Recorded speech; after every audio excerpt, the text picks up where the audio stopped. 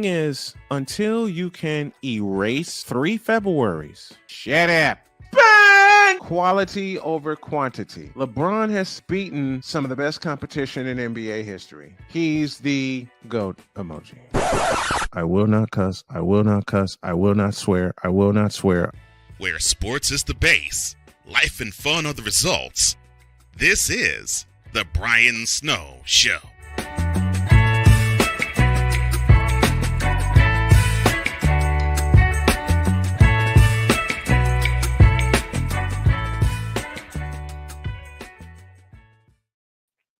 Oh yeah. What's going on, everybody? Welcome to the Brian Snow Show. My name is Ryan McCarthy. You may have seen me on such programs as Snowman in the Morning with Cole Johnson, or if you caught it, the No Credentials Required podcast. Oh, hi, buddy. That's my cat tag along. He's in the background. And I gotta fix something. Hang on 1 second. Let's fix something real quick. And let's go to virtual background. Hi, buddy. There we go. All right. That's much better. All right, everybody. Again, welcome to the Brian Snow Show. My name is, I am not Brian Snow. My name is Ryan McCarthy. And as you see my cat jump up top, my name is Ryan McCarthy. I'm guest hosting today, Wednesday, and Thursday at this time slot, while Brian Snow is on a much, much well-deserved vacation. So I want to thank Brian Snow, obviously Snowman. Thank you for giving me the honor of guest hosting this wonderful program, which you can see here at YouTube on either the Snowman Multimedia Network, catch it on Shady Sports Network, and CSTV in Nevada. How we doing? Thanks for joining us at 2 p.m. Eastern. My cat is just going crazy for some reason, so pardon me. But we're going to get started and talk about a myriad of sports topics today. We're going to talk about the Albany Empire. I'm from the Saratoga, New York region. I cover the Albany Empire the last couple seasons, including their Arena Bowl season. Unfortunately, they're no more. They're no more. So I have to talk about that. We're talking about New York Yankees struggles offensively, and it quite offends me that they're doing so poorly on the offensive side. We're going to talk about Wyndham Clark. Great U.S. Open win yesterday. His first major ever. Almost quit golf a couple of years ago. He's almost quit golf a couple times.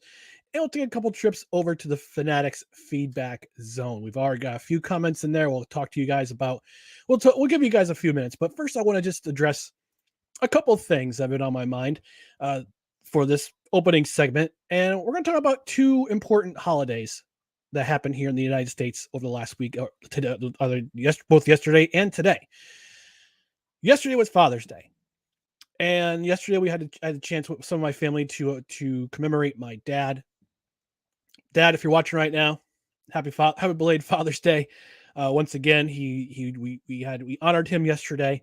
Myself, I'm not a dad. I'm an uncle. I'm a godfather. I act in a way as a godfather, as a father figure to some younger folk. But it was just an important day because the person in my life who got me into sports was my dad. My dad played high school football. My dad was a high school wrestler as well. He got me into sports. He was my first T-ball. He was my only T-ball coach. I played T-ball. I wanted to play Little League. Unfortunately, that wasn't in the cards. But I wanted to play T-ball. And he's the one who's my first T-ball coach. He was my only T-ball coach. But we'd also play wiffle ball in the backyard. And we'd also play some catch. We do some catch every so often. And he was the one who got me into football. Sorry, my cat is just bothering me for some reason. But he's also the one who got me into football. He's the one who got me into football. During the fall, it seemed like every day after he came home, we'd go in the backyard. We'd go to the front yard, actually, and we would run patterns. We would just run patterns, and I wasn't the fastest. I was a husky kid. I was born clubfoot.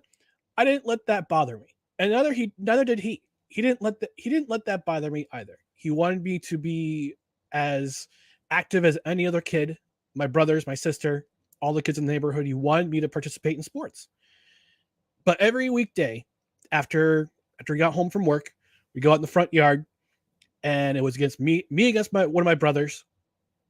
We would run patterns, or we'd try to defend having to run patterns.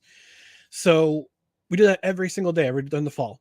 He told me to say, all right, square in, hook, square out, post, flag, fly. I knew all the patterns. And again, I wasn't the most active. I mean, I wasn't the fastest kid in the neighborhood, but I always knew how to get open. Always knew how to get open.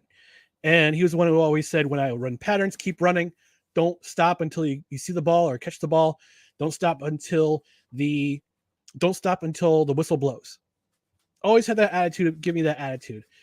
And always taught, I just wanted to teach me, just wanted to be, and that was how we spent time together. That was how we spent time together. That was our quality time growing up. Was either playing catch or watching football or watching baseball, or we run patterns. So that's a tribute to my dad. And Dad, you're the one who got me into sports. Thank you very much for getting me into sports. The other event that's happening today actually is Juneteenth. And if I remember correctly, I'm getting my history wrong. I apologize. But Juneteenth is an important day. It's an important day because this was the day that the slaves in Texas finally knew that they were free. Abraham Lincoln signed the 16th Amendment, Emancipation Proclamation. It became an amendment. All black slaves were free. This was after the Union defeated the Confederate Army in the Civil War. Confederate Army wanted to fight to keep slavery. Union said, nope, we're not going to do that. And thankfully, and praise be to Jesus all above, we have that. We have the Emancipation Proclamation. Everyone is free. Everyone in this nation is free to choose their own path, to choose their own way. And it's an important day. It's an important day in United States history. It was an important day in Texas history first. I don't live in Texas, but I know they celebrated it up until it became a nationally observed holiday in 2020.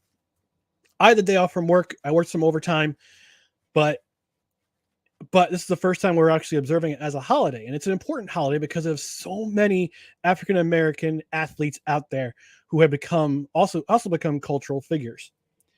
And I just got the nod to take my first commercial break, but I just wanted to key the important holidays. This is an important holiday because if it wasn't for Juneteenth, it wasn't for the Emancipation Proclamation, we would still be a slave state. We would still be under slavery. And it's so important that the abolitionist movement continues today. There's more slaves in the world today than there were back in the United States during the Civil War. That's a shame. That's a shame. It's a blight on our society. And I hope that all people will be free around the world. And it's my prayer that those people who are slaves around the world, whether they're in sexual slavery, whether they're in forced labor, I pray that they're free. I pray that they experience the freedom that we get to experience here in the United States, whether you're white, whether you're black, whether you're Asian, whether you're Hispanic, you get to experience this freedom in the United States. This is the greatest country in the world.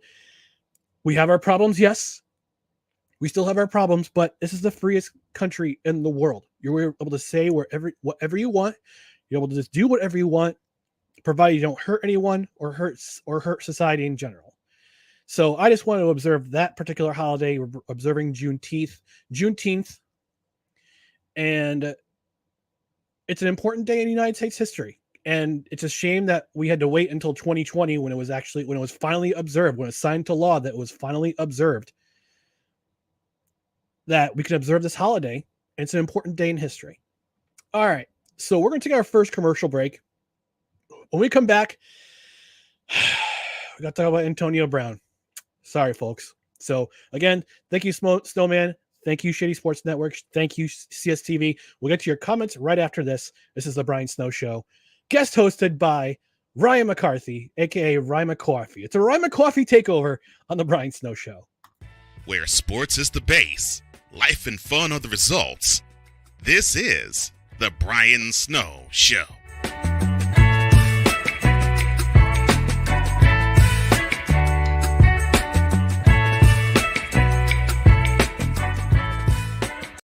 This planet has been great to me. It's given me gifts that I can't even explain. It's given me adventures and memories I'll never forget. And Battleborn, I think, has given me the opportunity to go beyond and give something back. How can I be a better custodian to this planet and the place I live? That's where I am with Battleborn. Let's make the planet a better place.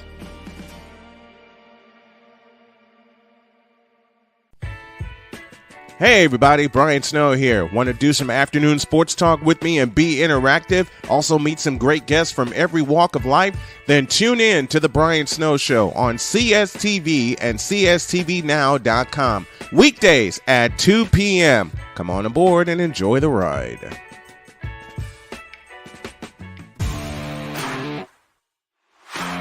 PK Tire Pro is your one-stop on-the-spot auto service headquarters for a complete line of quality tires and auto services. For years, we have provided the Stockton, California area with the latest products and unprecedented services for everything we sell. And for years, our customers have been coming back. Take a look around. If you don't find what you need, visit us in Stockton, California. From the latest and best in tire technology to the services required to keep your vehicle looking good and running great, PK Tire Pros can get you out on the road quickly and at an affordable price. Stop by soon to see why so many people consider PK Tire Pros to be the one-stop shop for all of their tire needs. At PK Tire Pros, our friendly and knowledgeable staff, quick and dependable service professionals, and affordable prices all come together to make driving out on a new set of tires easy. On top of that, we never tire of tires. Stop by and see us, and you'll be glad you did.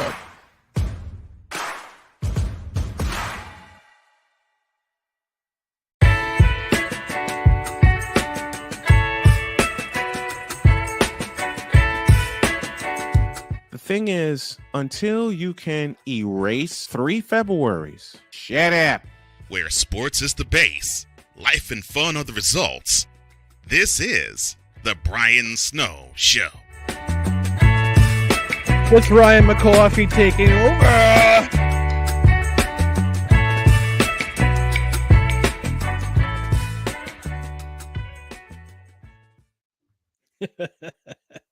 It's interesting to see the guts of what kind of programs are out there. This is just really interesting. Welcome back to the Brian Snow Show. Again, it's a Ryan McCawfee takeover. I'll be back on Wednesday and Thursday this week to talk all the sports with you that you want to hear. So before we go on to our next topic, which is unfortunately Antonio Brown, we'll take a trip over to the Fanatics feedback zone. That's right. So come on, let's go. Take that trip with me. All right, let's go over to our comments. Our first comment is from our friend from Norway, Sick Diggy. He says, this should be interesting. Absolutely right. He also asked if I'm wearing a leisure suit. No, I'm wearing my Strong and Pretty t-shirt from Robert Oberst, the American Monster. He's a strong man. I love this is a guilty pleasure of mine. I love strongman sports competitions. Absolutely love it. And Robert Oberst, he's one of my favorite YouTubers, as is Brian Shaw, Eddie Hall. Love those guys. So I'm endorsing, I would say loosely endorsing Robert Oberst by wearing a Strong and Pretty t-shirt. I'll actually show it off right now. Hang on one second here. So here it is. Strong and Pretty. That's what my mom tells me every single day. You're strong and pretty. I know, Ma. Six says also, I might as well also be sporting a fro with big chops like the great Jim Kelly. That's Jim Kelly, the actor, not the Hall of Fame quarterback for the Bills. Yes, from Enter the Dragon fame, Jim Kelly. Fifth Down Sports with Chris Dietz. He'll be on tomorrow. He says, cat. Yeah, that was my cat. He's actually sitting on top of my armoire right now. Fourth quarter sports talk. Strongman salute, Snowman Multimedia. Thank you, Fourth Quarter Talk, for joining us today. David 3000, he says hello. Chris Dietz goes on to say, Their offense is offensive. Yes, we'll get to that in the next segment. We'll talk about the New York Yankees. Excuse me. A little burp right now, drinking some Pepsi. Fourth quarter talk says 100% peace to the chat. Sick asks, why is the cat acting a fool? Did the judge in his kitten support case rule in his favor? He's fixed, so it would be impossible. Hawk TV says McCawffee takeover is upon us. Yes, the McCawffee takeover is upon us. You can see it right there in the top left-hand corner. And if you feel like donating, because I'm hosting the Brian Snow Show this week, my Cash App is right over there. Cash App, who is Ryan MCC. So if you want me to throw me some cents, whether it be common sense or 69 cents, do it through the Cash App. Sick also says, Ryan McCarthy, you are a dad. Your cat considers you his dad. Yes, he does. He also says, by the way, godfathers have a special role in the life of their godchildren. Yes, I am a godfather to 3 lovely young ladies. One is a teenager, one is a preteen or tween, and the other one I think just turned 9. So shout out to all my goddaughters out there. Also says, like Sicky also says, don't forget the 13th Amendment. Absolutely. Chris Dietz goes on to say, if you're worried about hitting commercial breaks, just wait until tomorrow. That's why I had them programmed in my phone. So I remember to take a commercial break at 11:33, 55, 11:33, and 45 minutes after the hour. And Six says, what's good, Sick Diggy? Are you going to sing Sweet Caroline later on? No, he's not, because he's a Mets fan. Maybe, Dietz goes on to say, maybe when I host the show tomorrow and Thursday. I'm actually going to be on Thursday, so we'll probably tag team. We'll talk Dietz. We'll talk more about it. And Cole goes into our next topic, Antonio Clown.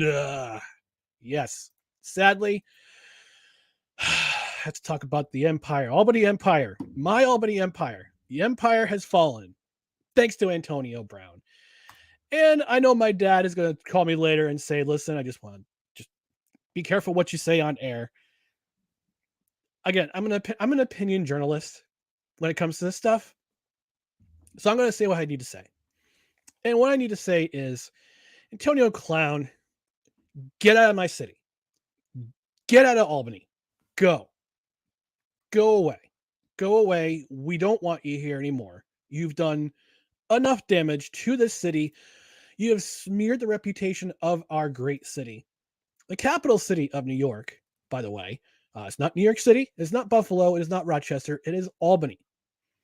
And there's a reason why pro sports doesn't get as much shine as it does in the Albany region. It seems like every professional league has come through here, whether it be the American Hockey League, the Arena Football League, Major League National Lacrosse League, indoor soccer. I remember that back in the day. Indoor soccer, the CBA. For some reason, Albany pro sports doesn't get the shine that it does. Never has, never will be. The only consistent team that I've seen in this area is the Tri-City Valley Cats.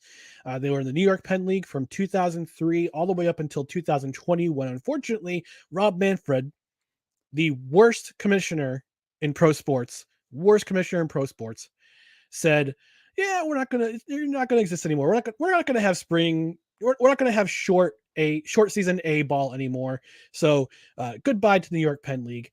And so the Tri-City Valley Cats, the single A short season affiliate of the Houston Astros, and I can tell you the litany of players who have been through and played at Joe Bruno Stadium. That could be, I could list a bunch of them. On my podcast, No Credentials Required, I had the top 10 pro athletes to come through Albany.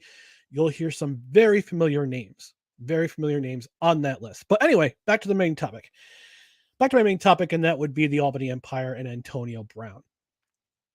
Back in March, I believe it was mid-March, the Albany Empire threw a lifeline. I can say it threw a lifeline. It'd be fair to say that they threw a lifeline.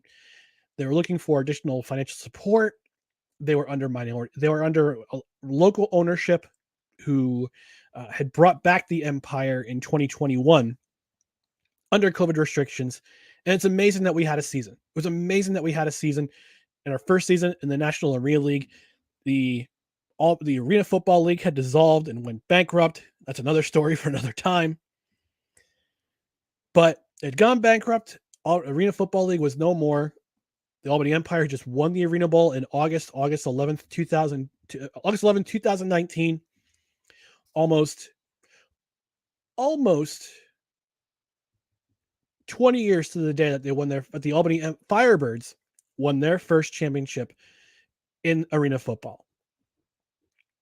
Now, Albany Empire, they needed to cover some extenuating fees. They needed to cover workers' comp in New York because the last couple of seasons, the first couple of seasons they were back in the National Arena League, they couldn't practice in New York. They had to practice outside the state of New York because they couldn't afford the workers' compensation fee. Workers' comp is expensive in New York. Hell, everything in New York is expensive. Let's just put it that way. So the Albany Empire threw out a lifeline, threw it out to the son of arguably the greatest arena football player of all time, touchdown Eddie Brown. His son happens to be former Pittsburgh Steeler, former New England Patriot, sort of Oakland Raider, and Tampa Bay Buccaneer Antonio Brown, who's been looking for a job in the NFL since his infamous walk-off in 2021 at MetLife Stadium. So on social media, Albany Empire throw out a lifeline. Antonio Brown says, "Oh, absolutely, I'm on board." It's like, all right. So the local ownership owned 51% of the stake in the Albany Empire. That's the majority stake. The next 43.5% was owned by Antonio Brown. The other 5% was owned by a local Albany Empire season ticket holder and his wife, who are a great couple, by the way. They're an absolutely outstanding couple. Very nice people.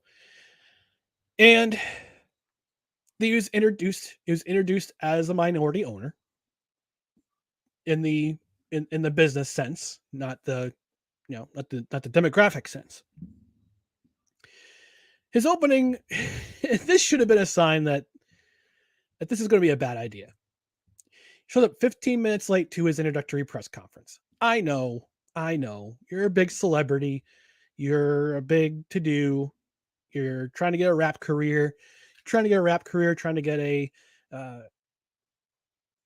start a second career somewhere else other than the NFL. Trying to get back into the NFL. I mean, remember that one fake post on April Fool's about him joining the Baltimore Ravens? Dude, what are you doing? So he's introduced, and things are copacetic for a bit. Ownership lets people who are there do their thing, and everything's peaceful. Everything's fine. 10 days before the season starts, they fire the head coach who was there before, Tom Manas. Fired him. We don't have a reason. The reasons are still to this day very cloudy. So his role is taken over by the offensive coordinator, Damon Ware. Albany plays their first game on April 23rd. Smash Orlando. Good on them. The next week, they lose. They go to Carolina, they lose. And something happened. I'm not sure what happened. There was a myriad of things that happened. And 8 players plus the interim head coach were let go from the team. 8 of those players happened to be on this team the last season when they won the National Arena League title. Sam Castronova, Brandon Cisse,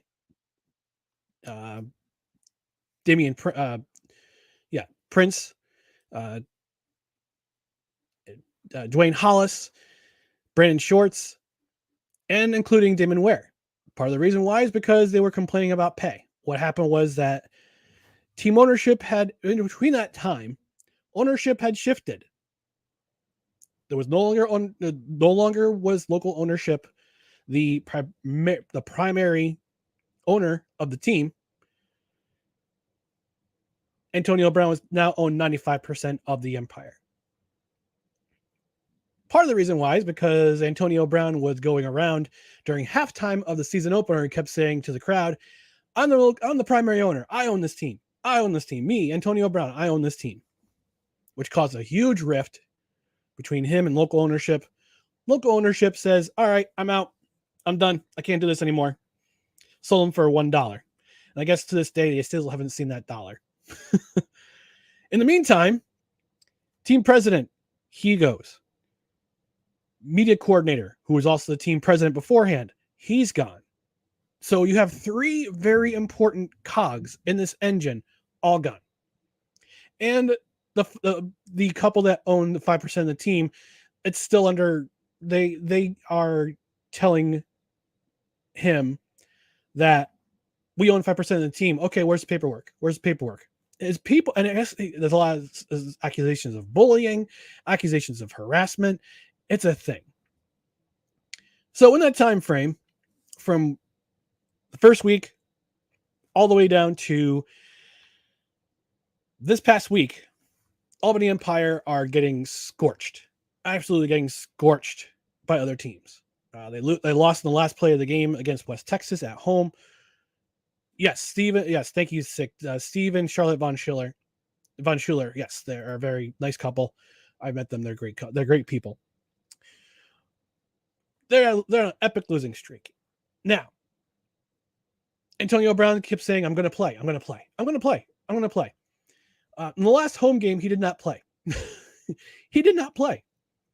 He was supposed to have his physical handed in 2 hours before the game, and he didn't. He didn't complete it. So he's on the inactive roster, part of the roster. Meanwhile, he's trashing the league in the chat on other games, in the YouTube and on YouTube. He's trashing the league in the comments section. He's disparaging the league. He keeps saying, "I'm going to go to the NAL. We're not talking about the NAL. We're going to talk about the AFL. We're going to the AFL next year." Kept saying this, and then finally on Wednesday, the National Arena League finally put their foot down, where they should have put it down a month ago, and said after a series of phone calls and an emergency phone call with other league owners, we've decided that we are going to terminate the membership of the Albany Empire. The Antonio Brown has fined $1,000 for conduct detrimental to the league. He still has not paid it. I mean, there's a lot of things that he hasn't paid. One of them being the operational cost for his part of the National Arena League. Each team puts in a certain amount of money per month. He had done it for April, hadn't done it for May. Probably wasn't going to do it for June, and they decided to terminate his membership. Now, what happens to the 5% that the Von Schillers own? I'm not really sure. I hope they get their money back. From what I understand, the article that was written by Abby Rubel from the Albany Times Union that came out last month, they said it was more than a car and less than a house. That's how much money they put into this team. And now Albany is left without an arena football team once again. And it's sad. And it's sad because this area has been so supportive of this Albany arena football team for years. Since the Albany Firebirds days, 1990. I remember their first season. They basically were announced and they had 6 weeks to put together a team. And they did it with basically duct tape, chewing gum, and a box of baseball cards. The roster was crazy. It included Kyle Mackey, former strike quarterback for the New York Jets. Just want to give you a heads up on that. That's how much history we have. But with all the history we have, all the legacy, Albany is a legacy fantasy arena football franchise, arena football city. We're a legacy city. And it's a shame. It's a shame that no matter the history of what it means for Albany to be part of arena football history, the Firebirds, Touchdown Andy Brown, Mike Perez, John Crick, Mike Pulaski, Derek Stingley, The Albany Conquest, not so much. The Albany Empire, Rob Keefe, Malachi Jones, Tommy Grady. Name the players. I mean, from the arena football days or AFL days all the way up to the NAL days. When you say Albany arena football for Albany, you're not going to think of those players. You're not going to think of those coaches, legendary coaches, Mike Daly, Rob Keefe, Les Moss, who was offensive coordinator and associate head coach for the Albany Empire back in 2019 and 2018. You're not going to think of those players. You're not going to think of those coaches. You're going to think of Antonio Brown. And we'll get to our commercial break in just a moment, but I guess I need to add one more thing. And I just want to give a warning to the Arena Football League, their new executive board. If you are thinking about putting a franchise in Albany, please do not include Antonio Brown. Please. I beg of you. Please. Because he's done so much damage in the last 3 months. It took him 3 months, like less than 3 months, to absolutely kill this franchise, to absolutely put a stain on this city in the professional sports landscape. I mean, thank God for the Albany Patrons and how they're doing right now in the TBL playoffs. They're one series away from going back to the championship, which they should have won. Hopefully, they should have won last year. Hopefully, they win it this year. But Antonio Brown, please just leave our city. Leave our city. You've done enough damage. I understand you wanted to do some goodwill in this area. You did. You gave $2,000. You gave 2,000 tickets. You get free tickets to kids, free tickets to police, fire, first responders. Great. That upped the attendance numbers a little bit. But any goodwill that you had in this area is now gone. It's gone. Absolutely gone. And you have only yourself to blame for it. It's not the National Arena League you have to blame for it. It's not the players who wanted to play for you, but unfortunately you didn't pay because your team never communicated to the players that there's going to be a little mix-up in payroll for that pay period. You never did that.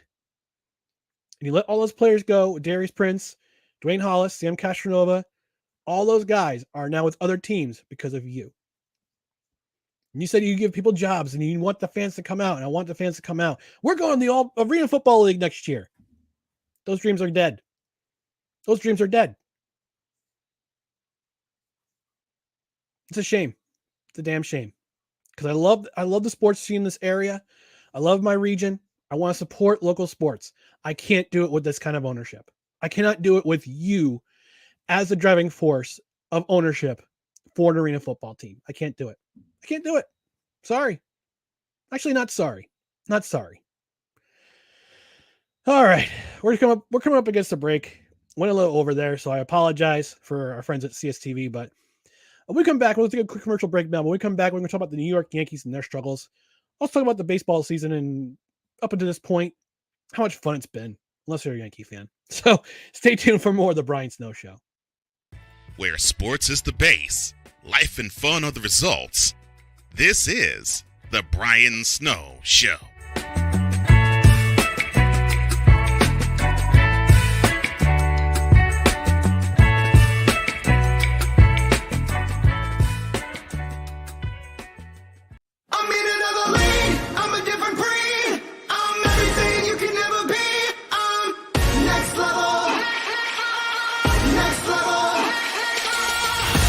Thursday nights are wrestling night on CSTV. Tune in every Thursday night at 7 p.m. Pacific to see all the amazing Next Level Pro Wrestling stars on Thursday Night Throwdown on CSTVNow.com and the CSTV app on your Roku device.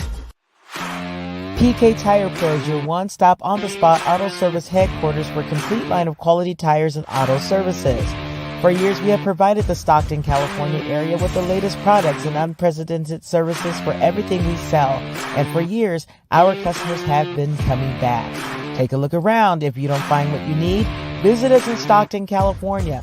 From the latest and best in tire technology to the services required to keep your vehicle looking good and running great, PK Tire Pros can get you out on the road quickly and at an affordable price. Stop by soon to see why so many people consider PK Tire Pros to be the one-stop shop for all of their tire needs. At PK Tire Pros, our friendly and knowledgeable staff, quick and dependable service professionals, and affordable prices all come together to make driving out on a new set of tires easy. On top of that, we never tire of tires. Stop by and see us, and you'll be glad you did.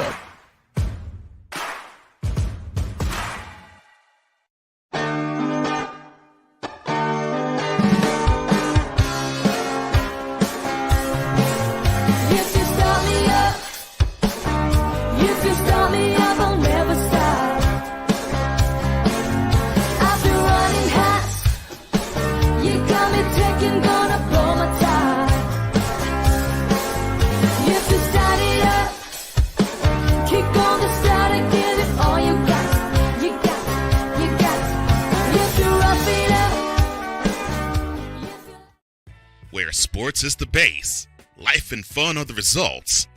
This is the Brian Snow Show.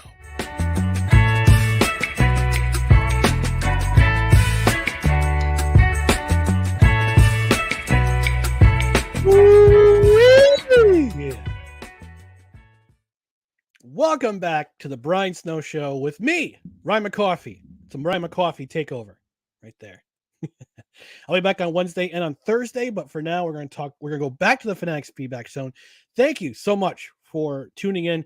Thanks to Snowman for letting me fill in on his network, on Shitty Sports Network, and on CSTV. If you're watching all the way in Nevada, thanks for joining in. We do appreciate it. Before we go into our next topic, let's go back to the Fanatics feedback zone. And as I mentioned earlier, Cole says, Antonio Clown. In which David 3000 says, yep, I agree. Fifth Down Sports, Chris Dietz says, Magnus for Magnuson. Yes, one of the first really, really good strongmen, great strongman, great in the world's strongest man. I believe he was the one who was credited. No, it was another strongman who was credited with saying, what's the point in life if you can't do deadlifts? 60 asks, have you seen the documentary Born Strong on Netflix? Yes, I have. It's a great documentary. I believe Eddie Hall, Brian Shaw, Big Z, all the way from Lithuania. He was on there. Yeah, I've seen that documentary. It's a great documentary. Dietz says this has had to be well in the works before Antonio brought the team, right? In terms of the workers' comp situation, Dietz, I'm not really sure if you could elaborate more on that. I'll answer that question. Cole says, wait, Syracuse is not the capital of New York? He says, I know that New York's capital city is Albany. Yes, you and hopefully a lot of other people do too. Cole wants to say, Rob Manfred? He's ruining minor league baseball too? Wow. Yes. He's the one who, I guess you could say, condensed the minor league system a little bit. The Tri-City Valley Cats are now in the Frontier League, which is an independent league. Hopefully they see that hopefully minor league baseball, somebody in minor league baseball sees that, yes, we're still supporting our teams. Yes, we're still coming to the ballpark. We're still coming to Joe Bruno Stadium on the campus of Hudson Valley Community College, one of my alma maters, by the way. And that we'll have a minor league affiliation very soon back in the Troy capital region of New York. Dietz says, like, they couldn't have checked this guy's the owner out of the league. This had to be in the works for a period of time. The thing is, Dietz, he had the commissioner's support all the way up until this point. He had the commissioner came out with a very strange press release a couple weeks prior to this happening and said, we support all owners, we especially support Antonio Brown and with the Albany Empire. Strange, and I bet they're strange, very strange press release, and I bet they're regretting it now. Williams Hugo 28 says, this guy is such a great host, not gonna lie. Thank you very much. I do appreciate it. I do appreciate all the support.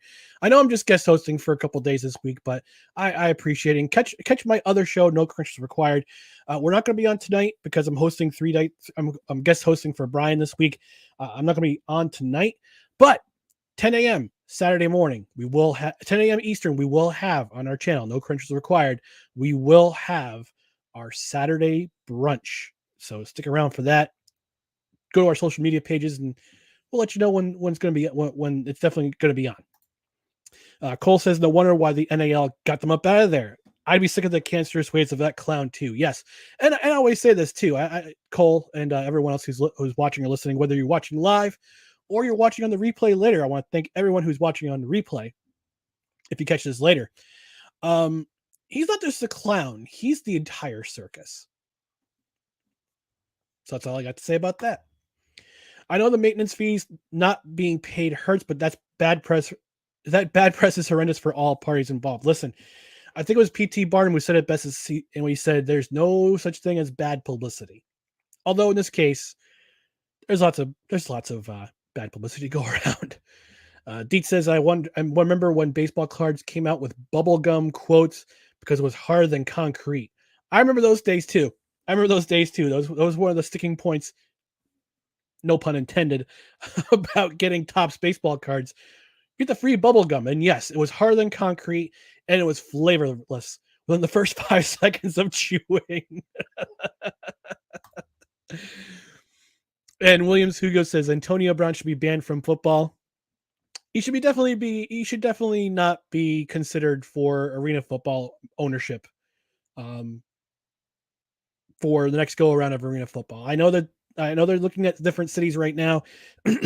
My buddy Tim Capper up in Canada, he is the owner, proprietor, and creator of arenafan.com. He has his podcast, AFL Tonight. You should go check it out. He's had the last 2 episodes he's released have been with the with the Arena Football League head executive of the board. So they're looking at cities, they're looking at different cities. I wouldn't be surprised if Albany's on that list. But again, I caution them, do not, please, I beg of you, please do not, if you're bringing back Albany to the Arena Football League fold, please do not consider Antonio Brown as an owner. If you do, no, sorry, can't support you. Sick Diggy, our Scandinavian friends by way of Eritrea, says it would appear that Antonio Brown is a detriment to anything and anyone he comes into contact with. Yep. And good old Snowman, Brian Snow himself, checking in on his way to Missouri. He's on his way to, I believe, Branson, Missouri, if I'm not mistaken. Going to check Andy Williams in concert. Oh, wait, Andy Williams is dead. Crap. Oh, sorry, man. Sorry, man, you missed out on Andy Williams. I apologize. All right. To a very near and dear to my, I guess you could say near to my heart, but this is troubling. The New York Yankees are in trouble. And I don't like to put that lightly. If my buddy Wise El Jefe is watching later, either on this broadcast, either on CSTV, again, shout out to CSTV, or on Snowman Multimedia, or if he's going to listen later, he's just as big a New York baseball fan as I am with New York Yankees. Yeah, Yankees are in trouble. I think, and we talked about this earlier on Snowman in the Morning with Cole Johnson on the Coffee with McCarthy segment. We mentioned their troubles, and there are 2 players in the lineup for the Yankees who are big boosters of this offense that aren't in the lineup right now. That'll be Aaron Judge and Harrison Bader. And ever since I'm going to get to Aaron Judge in just a moment, but ever since Harrison Bader's arrived with the Yankees, anytime he's in the lineup, the offense gets better. Same with Aaron Judge. Anytime that there are either one or both of these players in the lineup, their offense is much better. There's pop to their bats. They generate runs. They steal bases. Yes, Aaron Judge does steal bases. He was a wide receiver in high school. He's a fast guy. For as big as he is, Aaron Judge is a fast dude. Harrison Bader's a little bit faster. That's why he's playing center field. And that's why Aaron Hicks was made expendable the way he was. He was designated for assignment. He's now with, I believe, the Baltimore Orioles, if I'm not mistaken. But the offense goes through not just Aaron Judge, but Harrison Bader too. And ever since Harrison Bader's arrived, Yankees fans, we waited months for this kid to debut. Months last year after the Jordan Montgomery trade, which I initially thought was awful. awful because the Yankees needed a left-handed arm in the rotation. Needed a left-handed arm in their rotation, and they let him go. They said, all right, we're going to think about the future, and we're going to go with the offense rather than pitching or defense. And Harrison Bader is actually pretty spectacular in the outfield, too. Don't get me wrong about that. But whenever Harrison Bader is in the lineup, offense is generated. Same with Aaron Judge. But whenever either or both of those players are out of the lineup, their offense struggles. And it's no more, it's so evident over the last 5 games. Actually, I should say the last 8 games, 11 games. The last 11 games, the Yankees are 3-8. On Friday, they scored only 5 runs. The doubleheader yesterday, they scored a total of 3 runs. Atrocious. It's atrocious. And I don't know what this managerial style of Aaron Boone is, or why Brian Cashman decided to go the analytics route. Horrible idea. I get it. Analytics are the wave of the future. We've got to concentrate on home run angle and home run launch angle and the long ball and defense and pitching. And it just control. I'm so frustrated that analytics control so much of this Yankees lineup. It's ridiculous. I jokingly call Brandon Staley the Aaron Boone of the National Football League because he's the same way with analytics and deciding how the Los Angeles Chargers are going to play out their game and have their offensive production. It's the same with Aaron Boone. Aaron Boone is the Brandon Staley of Major League Baseball, of Major League Baseball, because it's all about analytics. It's all about this really nerdy situational stuff. I'm a nerd too. Don't get me wrong. I have the glasses to prove it. But you can't rely just on analytics. You got to rely on touch. And Aaron Boone has absolutely no touch whatsoever when it comes to managing a baseball team. Now, all the arguments he gets into with umpires, it's entertaining. It psychs his team up. It gets them to rally. But he doesn't know how to make an in-game decision. He's relying too much on the analytics. He's relying too much for his pitchers. He doesn't let them get out of innings. For his batters, he's relying too much on the long ball. And it's a shame because the Yankees are having a tough time generating runs without their best 2 offensive players in the lineup. I mean, right now with Aaron Judge out of the lineup, Aaron Judge is hitting .291. He's hitting .291. He's got 19 home runs. He's on the same or similar pace to his 62 home run season last year, or he was until he broke his toe in Los Angeles at Dodger Stadium. Currently, the Yankees' leading batter is Anthony Rizzo. Anthony Rizzo's hitting .262. Not great. It's not great when your leading batter is hitting .262. DJ LeMahieu, who was an MVP candidate in 2020, he's currently hitting .232. This is a guy who is hitting 300 consistently throughout his career, high 200s, 280s, 290s, 300s, hitting in that range over the entirety of his career, hitting .232 this year in 61 games. I believe he's had some injury issues, but it hasn't been as pronounced because he's played in 61 games this season. He's playing in 61 games for the Yankees. Only Gleyber Torres and Anthony Rizzo have played more games for the Yankees or appeared for the Yankees. Gleyber Torres leads the Yankees with 71 games played, and he's played 71 out of 72 games. And Anthony Rizzo has played in 66. Excuse me one moment. The other position that has not given them good at-bats is the catcher position. Jose Trevino, he's played in 41 games, as has Kyle Higashioka. Kyle Higashioka has a higher batting average than DJ LeMahieu. And LeMahieu has twice as many as bats. I mean, this is how poor production that I know, bud. I know you're disturbed. My cat's still bopping around. He is, this lineup is just not producing the way it should. For a team that has a ridiculous payroll, always in the top 5 payroll every single year for Major League Baseball. For the amount of money they pay between homegrown and free agents or trades, this lineup should be hitting much better. Now, this is a lineup, unfortunately, that cannot be bolstered by good pitching because their pitching has been off too. Starting pitching especially has been off. I mean, after Garrett Cole, who's the ace of this team, supposedly the ace of this team, after Garrett Cole, who's out there? Nestor Torres, he got lit up on Friday night. Domingo Germán, streaky. All season streaky. I know, buddy. Come on. Get in the way. Domingo Germán, ever since he came back, streaky.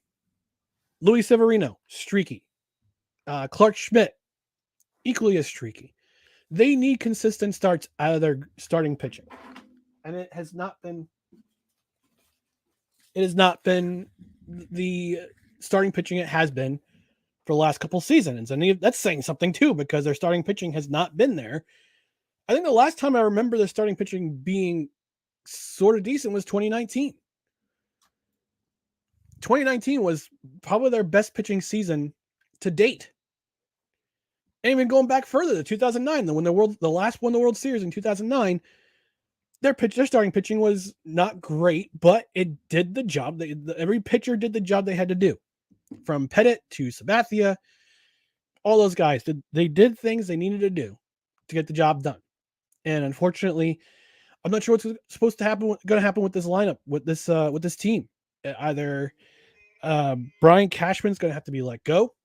Either this is the last season that Brian Cashman's going to be with the Yankees, or Aaron Boone needs to go. Something needs to happen for this lineup. And you could say Jason Dominguez. You bring up Jason Dominguez. Jason Dominguez is at least one season away from being with the big club. I know he's killing it down in AA right now. He's killing it with Somerset, the Somerset Patriots, which are the single A affiliate for the Yankees. He's killing it down there. He's going to be in Trenton in no time. If you're a Yankee fan, you want to bring him up. I strongly do not recommend he's brought up right now. Wait at least another season. He needs another season to develop, like Anthony Volpe has, and that's another name that we got to talk about too. But this Yankee lineup should be better. This Yankee lineup should be much better hitting for as much money as they make. They should be better pitching, and even their bullpen has had their struggles this year. And this is a team at a crossroads right now.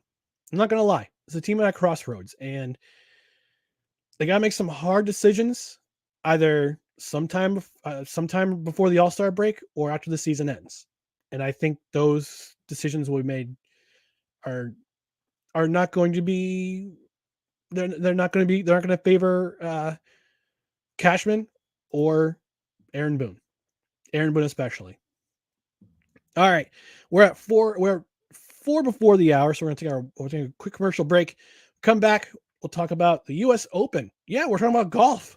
We're talking about golf on the Brian Snow Show. But again, this is the Ryan McCawffee takeover. We're going to talk about whatever I want to talk about. So stick around for more of the Brian Snow Show. Where sports is the base, life and fun are the results. This is the Brian Snow Show.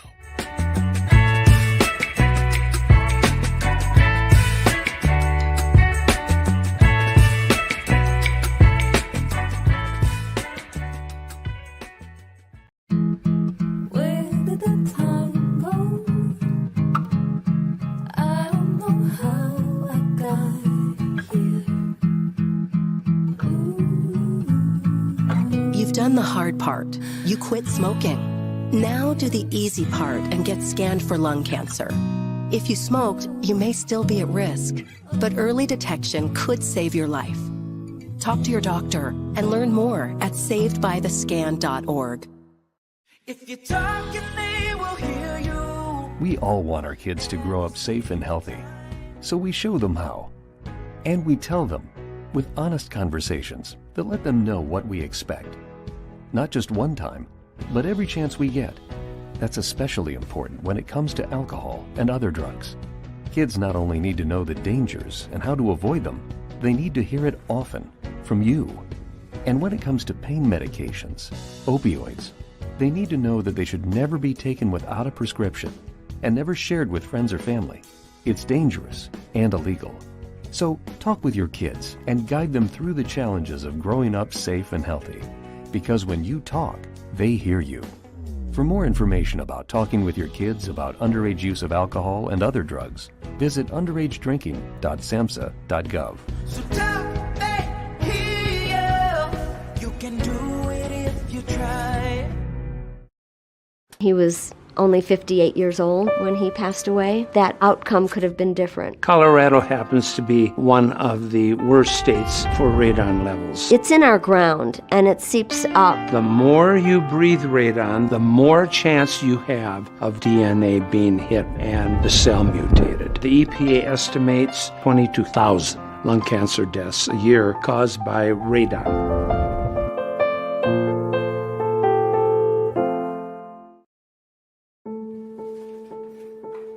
We all make choices.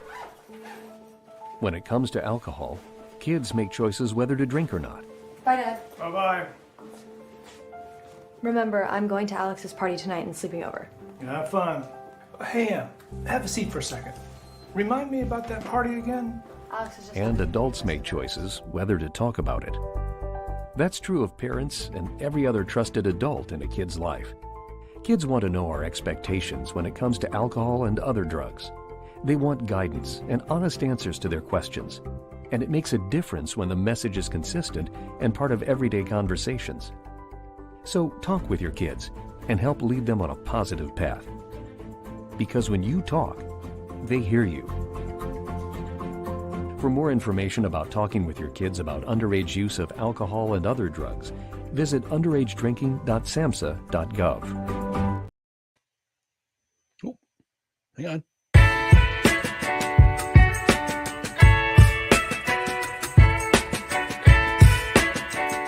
The thing is, until you can erase 3 Februaries, shut up. Where sports is the base, life and fun are the results. This is the Brian Snow Show.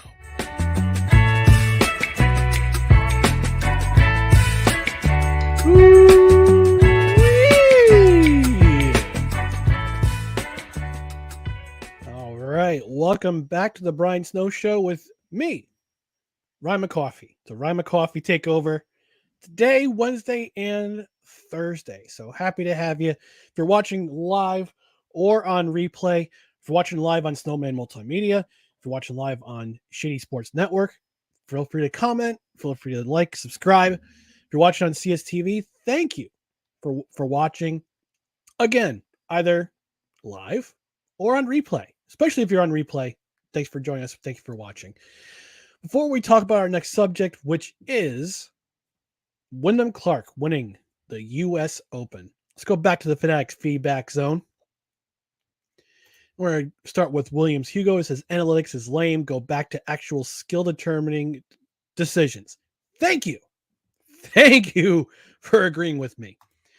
Dietz says, I blame Moneyball, the worst sports movie of all time, because it's a lie. Interesting thought there. Sick Diggy says, statistics and analytics have their place in the game, but they can't replace baseball instincts.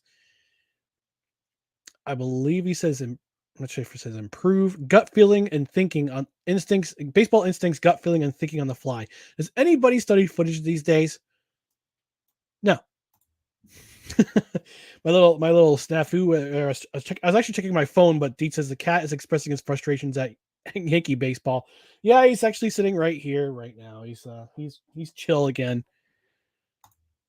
Cole Johnson, Cole Sports says, Lord, how many times have we heard Brian Cashman's got to go? I've been hearing it for probably the past decade, since the Yankees haven't won a World Series title since 2009, the longest drought probably in franchise history. It's been 14 seasons, going on 15 this year. Ever since probably 2011, they've been saying Cashman's got to go. Sikti says, speaking of health-related PSAs, a lot of people are unaware that June is men's mental health awareness month. What does that tell you? Tells us a lot of things, Sick, actually. Admittedly, I've been going to therapy myself with BetterHelp. It's a great program. It's a great program. My therapist is awesome. He's my African brother from another mother. He's a great dude. And yeah, I absolutely agree. Men's mental health is one of those things that is completely put by the wayside when it comes to men's health. I mean, men's health period is put by the wayside. Men's mental health is especially so. So yeah, if you have some thoughts that are kind of dark, that are kind of out there, like you're kind of thinking some things that are, you say, wait a second, is this right? Is this wrong? Talk to a friend. Talk to, I believe 988 is a suicide hotline in the United States of America and in Canada. 988 is the number for suicide prevention. If you're having those dark thoughts, talk to a friend, call 988, talk to a pastor, talk to somebody who you trust, and express those feelings and maybe explore getting some help. I did. And my life has been better for that. So yeah. So check yourself before you get wrecked. I mean, it's June 19th. I'm just discovering it's Men's Mental Health Awareness Month. Yeah. What does that tell you? It tells you a lot. Sick also says, I blame the cat for the technical mishaps. Yeah, he's finally curled up in his finally curled up on his tower, finally taking a nap. Cole says, thank you very much, Sick Diggy. And then Dietz, give him the final thought before we move on to the next subject.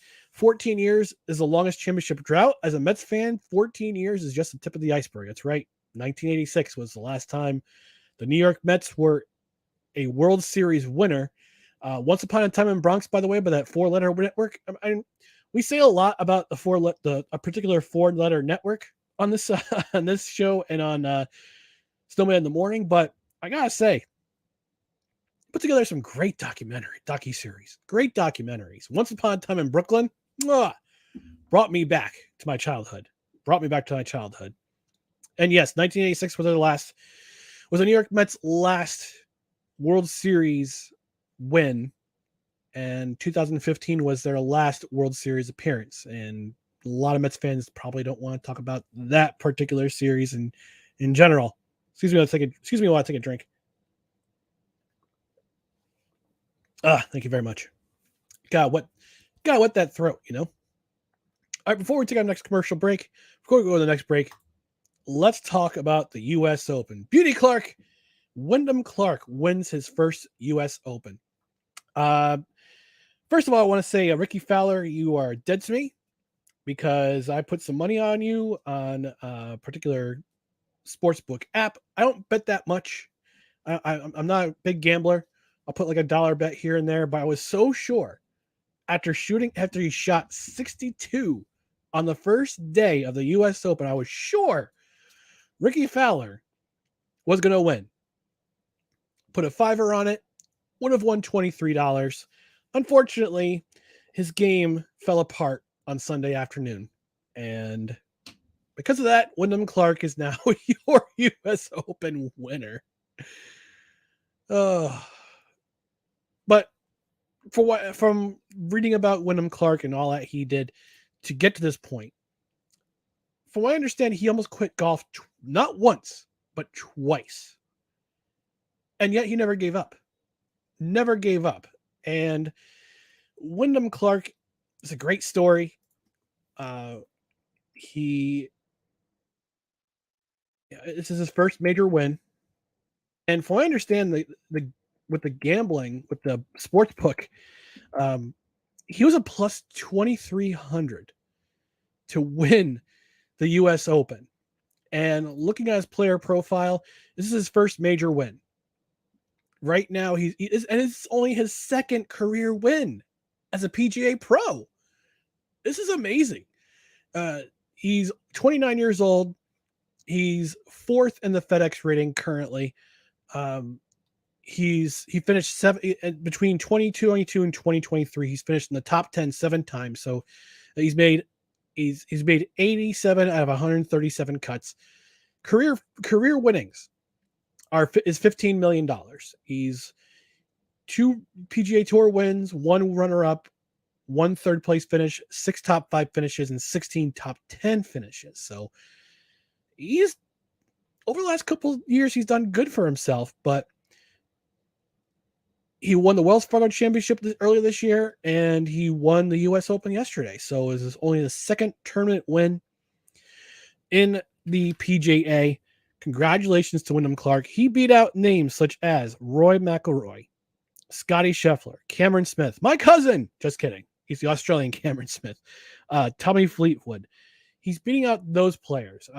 Brooks Koepka, I guess, who had a very difficult round of golf over the last 4 days. And we have all this controversy between US, the PGA merging with Live Golf and Rory McIlroy, not Roy McIlroy.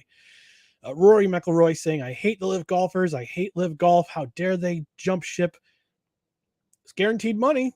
You could have gotten guaranteed money as opposed to having to scratch and earn the money you got from the PGA. And I understand PGA pros make a pretty significant amount of money, but to get to the crux of the issue, Live golfers were guaranteed their salary, while the PGA golfers who had their PGA cards were independent contractors, very much like professional wrestlers. So there's one thing that professional golfers and pro wrestlers have in common: independent contractors. But this is a significant win for Wyndham Clark, because again, a couple of years ago, he almost quit golf. He went to the University of Oregon. He was a golfer there, and he struggled. The guy struggled. But this is a great story. This is a great story in that this guy came out of nowhere, literally nowhere. I had never heard of Wyndham Clark until this weekend. I had heard of Brooks Koepka. I had heard of Rory McIlroy. I had heard of Ricky Fowler. I'd heard of Scott Scheffler. I'd never heard of Wyndham Clark. It's amazing. I love these stories about these guys who come out of absolutely nowhere to win a major. Now, he may never win a major again.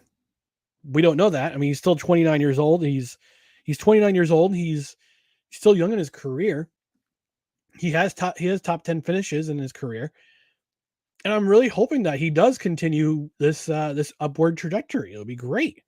I mean, and also Ryder Cup. Ryder Cup is next year. I'm hoping he gets a chance to go on that team, but this is a great underdog story. This is an absolutely great underdog story. And actually, that'll be my next segment. We're going to talk about underdog stories. Underdog stories in sports. If you're watching live, if you're watching in the or if you're watching later in the comments, what is the biggest underdog story in your mind of recent or past memory that you remember in professional sports or in college sports too? This is an underdog story. This is a great underdog story. And this guy who just, again, wanted to quit golf twice in his career, was thinking about leaving the game, stuck with it, kept going, and he is now a major champion. He's now a major golf champion. He won the U.S. Open. So congratulations, Wyndham Clark, to winning your first major. I hope you win another one soon. And to beat the biggest names in golf, the biggest money earners in golf, is a huge achievement. Huge achievement. And Cole, thank you for leaving that in the comments. Question of the day: what is your biggest underdog story you remember in recent memory? Bring them on.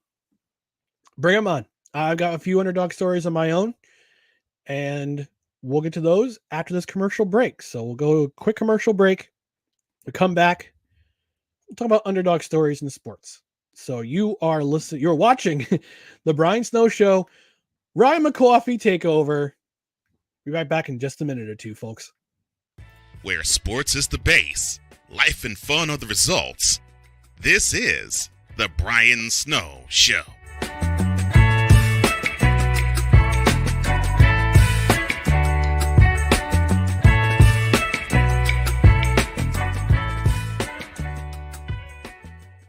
One of the great things about ordering meals from Mother of Macros is that you can do it from the comfort of your own home.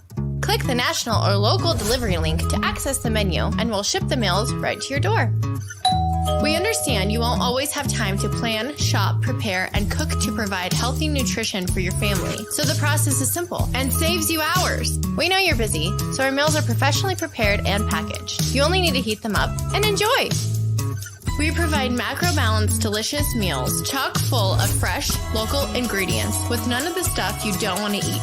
Plus, our menu changes every week, keeping your taste buds wanting more. We take care of your meals so you can worry about everything else on your list. Mother of Macros.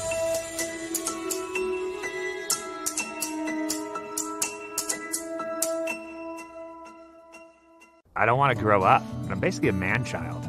2005 Burning Man. I put a single Mitsubishi 170-watt panel on the roof of my F-250, and I killed the batteries within like 15 minutes of the first time turning them on. So that's when I first got into solar. I was blown away by the customer service at Battleborn. We want them to be happy with our product, because in the long run, they're the ones who are out there using it. When you used to buy something American, like a car, something you knew was built really well, that's what I think of with Battleborn. Hey, y'all, Snowman here. Catch me, Cole Johnson, Wise El Jefe, and the usual cast of characters as we bring it to you every Monday through Friday at 8 a.m. Eastern. 10 a.m. It's called Eastern. Snowman in the Morning with Cole Johnson, and it's right here on CSTV and CSTVnow.com. Join us, won't you? Where sports is the base, life and fun are the results. This is The Brian Snow Show.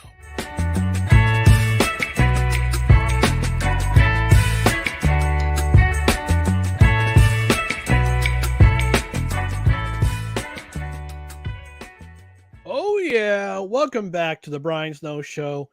Ryan McCawfee takeover. I got it right that time. You're watching live on either Snowman Multimedia, the Shady Sports Network, on YouTube, or on CSTV.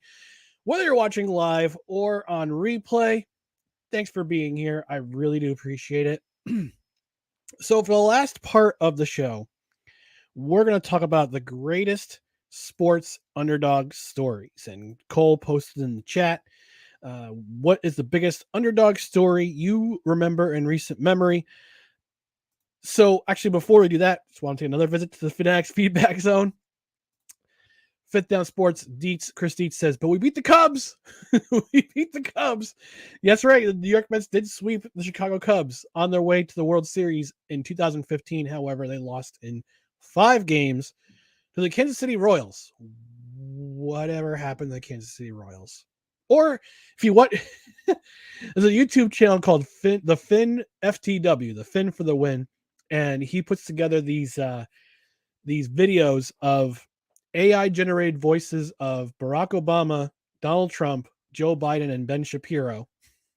He also put George W. Bush in there. And he plays MLB The Show 23. And the Joe Biden AI voice calls Bobby Witt Jr. Bibby Watt. Where's Bibby Watt? He plays for the Crown team.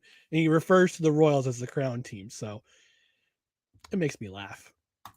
Sick Diggy all the way from Norway says the PGA follows a similar business model to that of the UFC and WWE. Yes, they do. Again, as they are not official employees of the PGA, the golfers, they are not employees of the PGA because the PGA is actually a not-for-profit. Not sure if you knew that. NFL, MLB, a lot of these major professional sports leagues, they're considered a not-for-profit. The PGA is included in that. That's a Did You Nosy for today. So we're going to talk about the greatest sports underdog stories, and we'll get you yours in the chat. I decided to do a quick Google search while we were on commercial break, and some of the biggest sports upsets in recent history going down the line. Edmonton Oilers defeating the Detroit Red Wings in the NHL playoffs 2006. That's right, because Detroit was a 1 seed. I believe they finished just over 30 points ahead of the Edmonton Oilers in 2006. And the Edmonton Oilers had this magical run that went all the way to the Stanley Cup final. Unfortunately, they came back from a 3-1 deficit in the Stanley Cup final and lost in Game 7 to the Carolina Hurricanes. That was the first time a Sun Belt a Sun Belt based team had won an NHL Stanley Cup. It was the first time a team south of the Mason-Dixon line won the Stanley Cup. That was in 2006. Continuing on, Notre Dame men's football over Oklahoma in 1957 that stopped a 47-game winning streak. Louisville over Baylor in the 2015 women's basketball tournament. That was certainly a historic upset. Chicago White Sox over the Chicago Cubs in the 1906 World Series. Yankees beating the Mariners in the ALDS in 2001, although it was the ALCS Men's Journal. Get it right. New England Patriots over the St. Louis Rams in Super Bowl 36. Eagles over the Patriots in Super Bowl 52. Flyers over Bruins in 1974 Stanley Cup Final. Argentina, the Argentinian men's basketball team beating the United States in the Summer Olympics in the semifinal of the 2004 Olympics. That was a huge upset. Fresno State men's baseball in the College World Series 2008. Texas over USC in the BCS National Championship in 2006. UMBC, the UMBC Retrievers defeating number 1 overall seed Virginia in 2018. Where were you that day, 2018, when the Retrievers of the University of Maryland, Baltimore County, not only soundly defeated Virginia by 20, 74-54. That is amazing. Harvard women's basketball over Stanford in 1998. Howard beating UNLV in 2017, although BCS, I wouldn't really call it that a huge upset because now more than ever we see BCS teams beating FCS teams beating FBS teams. We see that a lot more often. But actually, I guess it would be an upset because Howard was a 45-point underdog against UNLV and beat them 43-40 in that game. Villanova over Georgetown in the NCAA Tournament Championship game, 1985. Pirates over the Yankees in 1960. Florida Panthers coming back from a 3-1 deficit to beat the greatest regular season team in NHL history, the most points and the most wins ever in National Hockey League history, 2023. Dodgers over the Oakland A's in 1988 World Series. Francis Ouimet over Harry Vardon and Ted Ray in the U.S. Open, 1913. We just talked about the U.S. Open. I think this could possibly be Wyndham Clark's victory could be one of the great upsets in sports history. Jets over Baltimore in Super Bowl III. Fairleigh Dickinson, speaking of recent memory, Fairleigh Dickinson over Purdue in 2023 in this past year, with Fairleigh Dickinson beating the Knights, beating Purdue in the NCAA tournament. The second time a 16 seed has ever beaten a 1 seed. Appalachian State beating Michigan in 2007. Like I said, you see a lot of FCS teams beating FBS teams. Giants over Patriots in Super Bowl 42. And according to Men's Journal, the greatest sports upset of all time, the United States Olympic hockey team, miracle on ice over the Soviet Union in Winter Olympics 1980. I would say there's been a multitude of documentaries on that. And my favorite one so far is the one that the 4-Letter Network did a couple of years ago with Slava Fetisov. That was a brilliant docuseries because it not only highlighted the men's victory, the men's victory over the Soviet Union. Soviet Union was basically a team of professionals, and they played together constantly, winning championship after world championship after world championship, Olympic after Olympic, Olympic game after Olympic games. But look at a bunch of college kids who were put together a year earlier, and they beat the Soviets. And it was fun. What's interesting is a month earlier, Soviets trounced the USA in competition at Madison Square Garden. 10-3. 10-3. Scheduled right before the Olympics. Herb Brooks scheduled this game. And it was a learning experience. More than anything for this particular team was a learning experience. Because they finally, and Herb Brooks over time finally figured out how to beat the Soviets, and you beat them at their own game. Conditioning, discipline, mental fortitude, great goaltending. Jimmy Craig had an outstanding Olympic competition. Outstanding Olympic competition. And anyone in the chat, did the United States win the gold medal during the Miracle on Ice? Did they win the gold medal? Kind of waiting for an answer, but I'm sure somebody will know if they won the gold medal that day or not. But yeah, let's go to the feedback zone. We'll talk about upsets. Cole Sports. Cole Johnson for Cole Sports with a Z. Says, for me, it was still Buster Douglas putting Mike Tyson to sleep. Who saw that coming? Keith Sweat? Nobody. Nobody saw that coming. Absolutely right. Absolutely right. Buster Douglas, greatest boxing upset of all time. There. Beating Mike Tyson in Tokyo. And I remember that documentary from that 4-letter network about Buster Douglas and how Tyson's team was so sure that they were just going to walk in there, 3 rounds, uppercut, done for.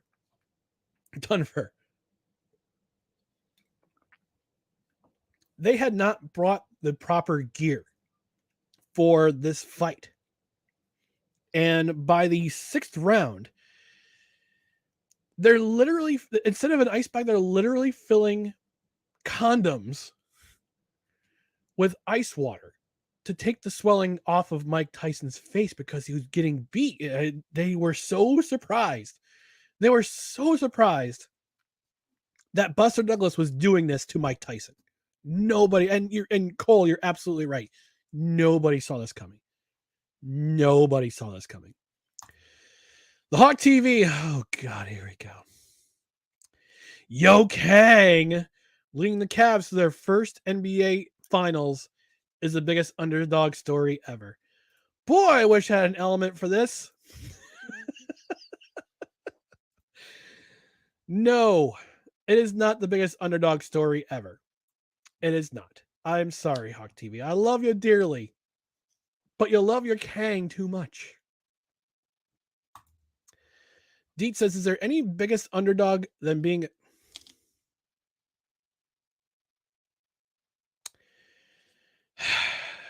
Moving on. Wait, no App State beating Michigan at the Big House? Yes, I was actually getting to that in that list. For that Men's Journal put out. And Men's Journal is going to make some corrections for that article I put out. Cole Sports says, Yo Kang leading the Cavs to their first NBA Finals is the biggest underdog story ever. Dolomite says, beep, are you for real? That was the element I was looking for, actually. That was the element I was looking for. I was looking for Dolomite. Unfortunately, Snowman does not have it loaded into his reel. Hawk TV says, yes, I'm for real. Okay, whatever. And Dietz is correct. Yes, the United States, they were not done after the Miracle on Ice. They had to beat Finland to win the gold medal. And if they had not won that game, they would not have medaled because of their tie against Sweden in the preliminary round. They would have been eliminated from medal contention if they had lost to Finland. And Finland, when you think of international hockey teams and international competitions, nobody thinks about Finland. Finland's a decent squad. They won the World Championship in 2000. Actually, they doubled up. They won Olympic gold in 2022, and they won the World Championship, the IIHF World Championship that year, later that year. So they doubled up on gold. They won their first Olympic gold medal in 2022. And mind you, this was not with NHL players. The last 2 Olympics have not had the NHL participating. That will change next year. Even in China, they couldn't drag the NHL to China, which is probably not the best thing. But yeah, the Finns, their men's Olympic hockey team, they won gold medal. They won the gold medal in the Olympics. And they went on to win the gold in the IIHF World Championship. In overtime, they beat Canada. So yeah. Hawk TV says, yes, we know it was the biggest upset. No, it was not. Cole says, I feel that. I just don't feel that the way W by the Cavs was impossible as other teams did.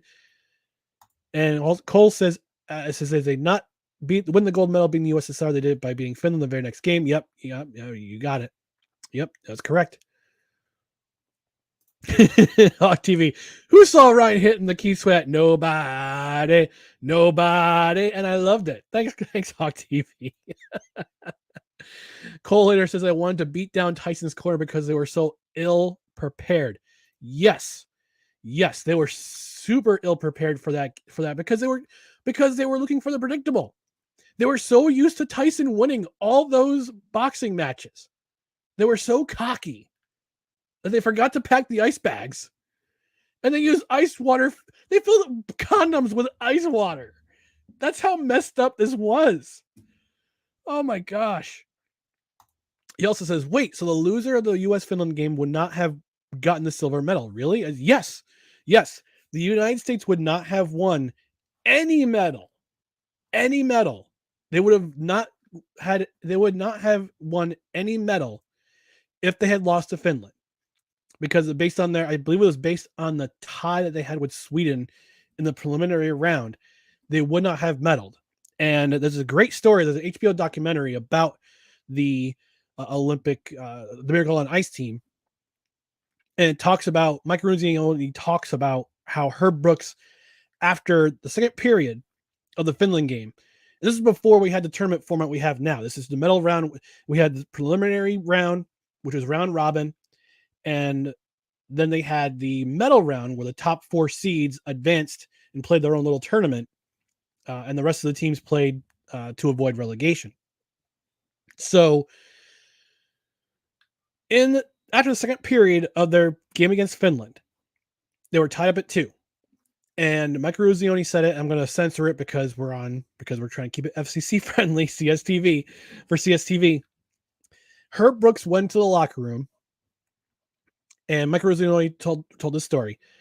Mike Ruzioni said, and Herb Brooks says, if you lose this game, you will take it to your effing graves. Walked towards the door, opened the door, looked back at the players and said, your effing graves, and walked out. Third period comes around. U.S. scores 3 goals. They win the gold medal. It's a great story. It's a great story and it's a great documentary. But HBO puts out some bangers of sports documentaries too. They're underrated. They're underrated when it comes to sports documentaries. I used to love watching Real Sports, even though I can't stand Bryant Gumbel because I think he's a smug jerk. Real Sports is a great television show. Real Sports is an absolutely brilliant sports news show. I'd rather watch that than anything on that 4-letter network. And they put together some great documentaries. I have to look up. I have HBO Max now. I have to look up to see what documentaries are coming up. Coming down the pike that I should recommend or could watch. I mean, there's plenty of them on that 4-letter network. Their 30 for 30s are pretty brilliant. I watched the Bullies of Baltimore. That was really good. It was the post-production was Tony Saragusa's funeral. And unfortunately he passed away back in April 2022. And it was a month after they had gotten together for their anniversary, where they talked about the 2000 season, where their defense was so dominant. Their offense was so putrid up until Trent Dilfer became the quarterback. We're going to talk about more upsets. We're coming up on a break. We're going to talk more great underdog sports stories. So we're going to take we're taking a couple more commercial breaks. We're going to take one commercial break right now. When we come back, we'll have some more The Brian Snow Show Ryan McCawffee take over. Stay tuned. Thanks for watching. Stay tuned. We'll be right back. Where sports is the base, life and fun are the results. This is the Brian Snow Show.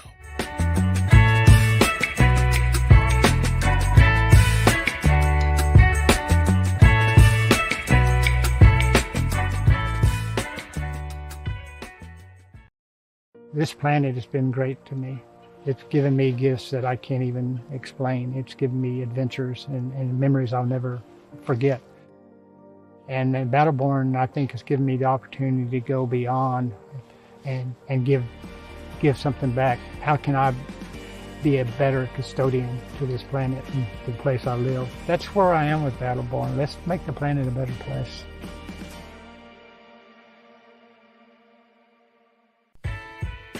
Hey everybody, Brian Snow here. Want to do some afternoon sports talk with me and be interactive? Also meet some great guests from every walk of life?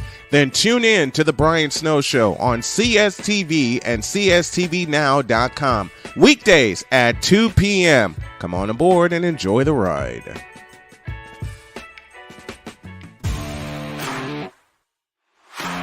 PK Tire Pro is your one-stop on-the-spot auto service headquarters for a complete line of quality tires and auto services.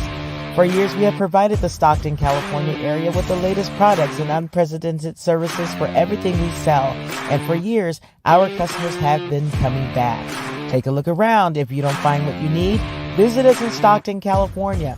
From the latest and best in tire technology to the services required to keep your vehicle looking good and running great, PK Tire Pros can get you out on the road quickly and at an affordable price.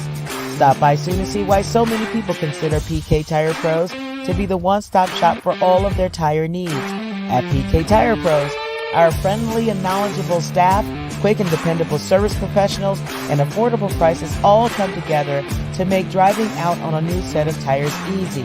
On top of that, we never tire of tires. Stop by and see us, and you'll be glad you did.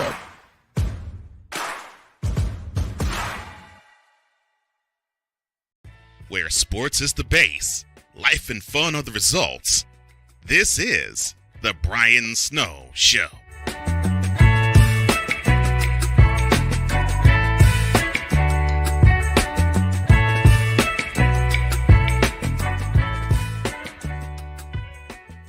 Woo! Welcome back to the Brian Snow Show.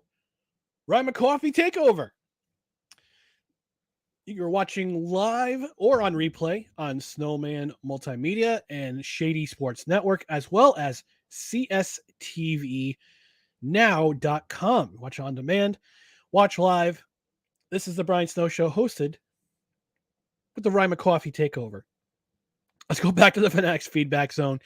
A couple more times before we wrap things up. We got another about 24 minutes before we wrap things up here.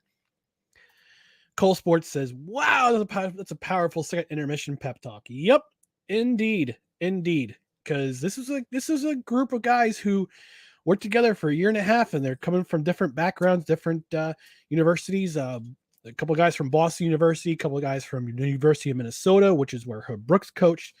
And Boston and Minnesota guys don't like each other. If you watch the movie Miracle, yeah. I don't know if that was portrayed because of Disney. Boston and guys just did not like each other at all. But they came together as a team. They're playing for the front of the jersey, not the back. And forever they'll live in lore. Unfortunately, the United States has not won a gold medal in the Olympics since 1980. Came close in 2002.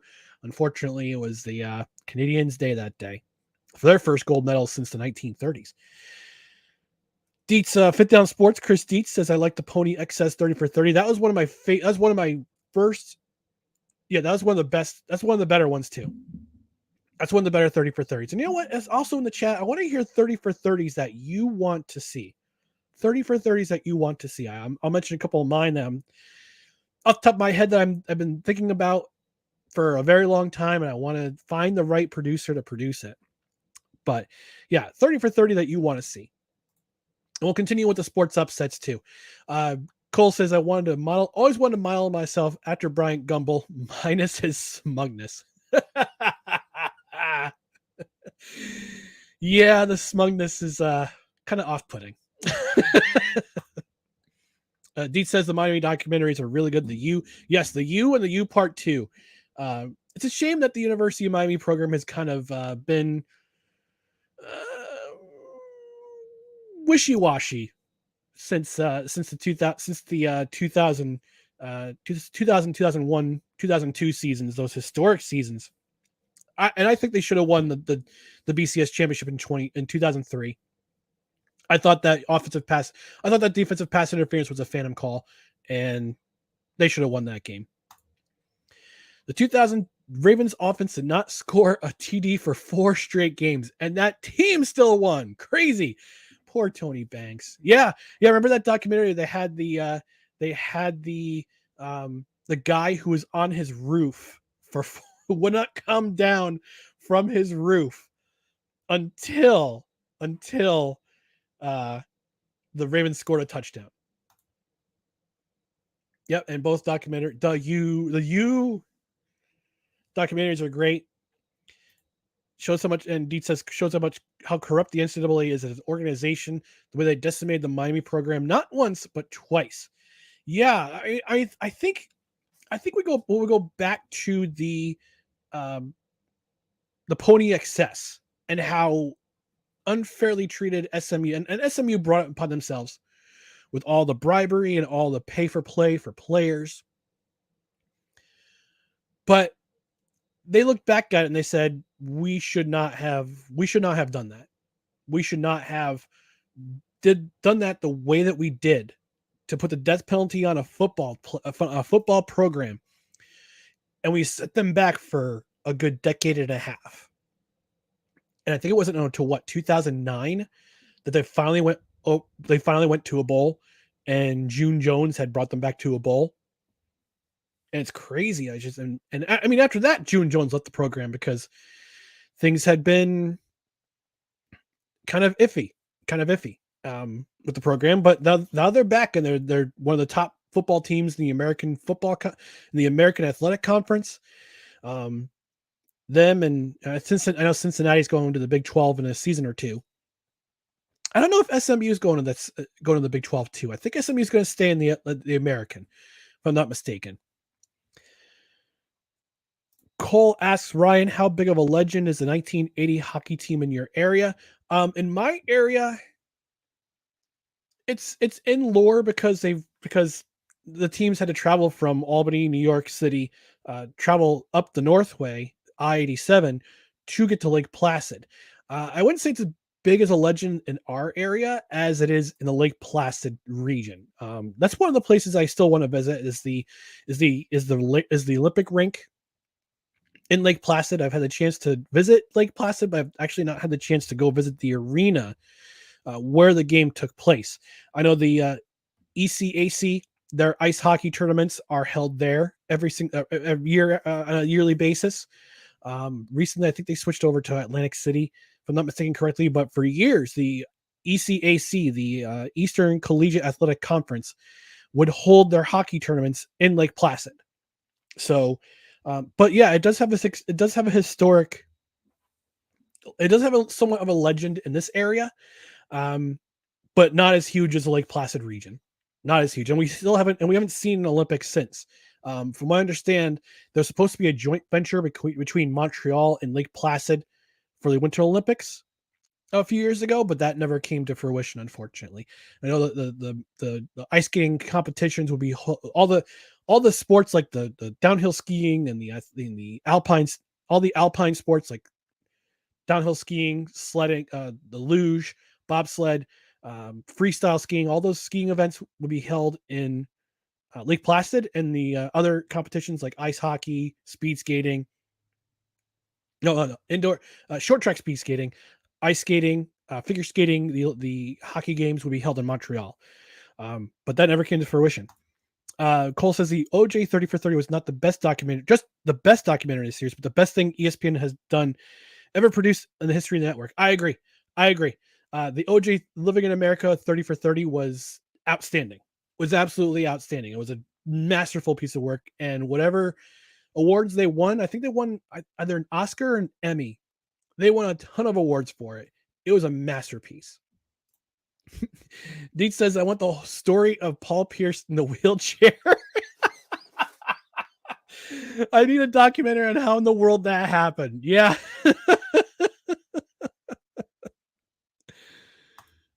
Cole says, close to home for me. What if I were to tell you that a team, which was the best team in its sport, but everybody believes they cheat to this day, ESPN 30 for 30 presents the Houston Astros or the Houston Oilers. Blank Bud Adams. Another 30 for 30, the bloodline. Oh my goodness. I have to address this before the end of the show. I have to address the bloodline before the end of the show. Come up to a couple minutes before our last commercial break. But yeah, I gotta talk about the bloodline. Deet says SMU was blatant about it though. The freaking governor of Texas was talking about on the campaign trail. Yeah, because the governor of Texas was also the chairman of the board of the University of Southern Methodist University. 130 for 30. I want to do a documentary series or documentary period about the Canadian Football League expansion into the United States from 1993 to 1995. About a year or so ago, I had the chance, the honor actually, to talk with Jeff Reinbold, who has for years has been a special teams coach, offensive coordinator, head coach, defensive coordinator, special teams coach in the Canadian Football League. And he has some wild stories. And I hope he writes a book. And Coach Reinbold, if you're out there, you're listening or watching somehow, if you need a ghostwriter for your book, I'm your man. I'll be your ghostwriter for your book. But he has this awesome story about oh gosh, what's his name? I can't remember his name all of a sudden. Ron Meyer, who was the coach of the Las Vegas Posse, former SMU coach. We're coming make that connection with the Pony Express there, Deets. Ron Meyer was the head coach of the Las Vegas Posse, and he has this wild story about how before practice one day in Las Vegas, he went to the casino, and oh my gosh, I can't describe it to you. You have to watch or listen to the episode of No Credentials Required, where I talked to Coach Jeff Reinbold. Awesome storyteller, heck of a dude. But that story needs to be included in the 30 for 30 about the Canadian Football League in the United States of America. From 1993 to 1995, the Canadian Football League decided to expand into the United States. They started in Sacramento with the Gold Miners, who eventually moved to San Antonio, and became the San Antonio Riders, if I'm not mistaken. That was the USF. That was the World American Football. World League of American Football was the Riders. The Texans. Yes, the Texans. Sorry. The San Antonio Texans. They also had the Las Vegas Posse, who could not play in they had to play the UNLV stadium in Nevada in July. And if you've ever been to Nevada in July, I know it's a dry heat, but it's still freaking 120 degrees. And you're playing on turf, which makes it feel like 150. I don't know how they did it. You had the Birmingham Barracudas, the Memphis Mad Dogs, the Shreveport Pirates, a wild story about their ownership, and the jewel of the Canadian Football League in the United States expansion, the Baltimore Stallions, who became the one and only team outside of Canada to win a Grey Cup. And they did it in 1995 in Saskatchewan against the Calgary Stampeders. They still exist today, but they are currently the Montreal Alouettes. So US expansion into the CFL. That docuseries has to be, there's got to be some really wild stories about that era. There's got to be some wild stories about that era. Well, we're going to take a last commercial break, and when we come back, we'll wrap up the show. Again, I want to thank you for watching or listening, whether it be on replay or live. Thank you for supporting me in this effort with the Brian Snow Show. Ryan McCawfee, take over. Take our last commercial break. When we come back, we'll wrap up the show. You're listening or watching the Brian Snow Show. where sports is the base, life and fun are the results. This is The Brian Snow Show.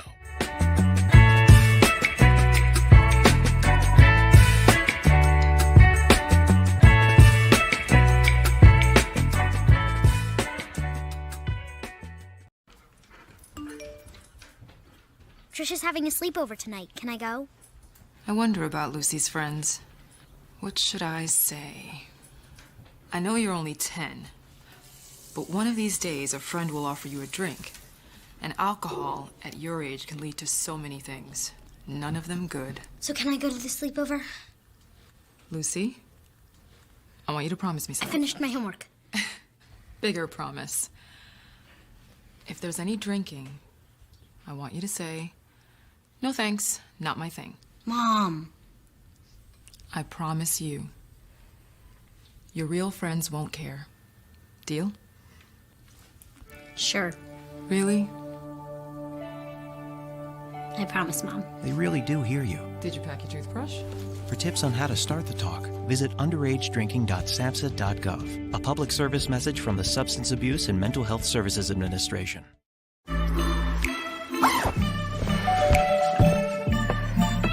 Yo, camping buddy. Okay, you guys ready? Dude, I thought you were driving. I thought you were driving. Oh, I never said I was driving. I definitely can't drive.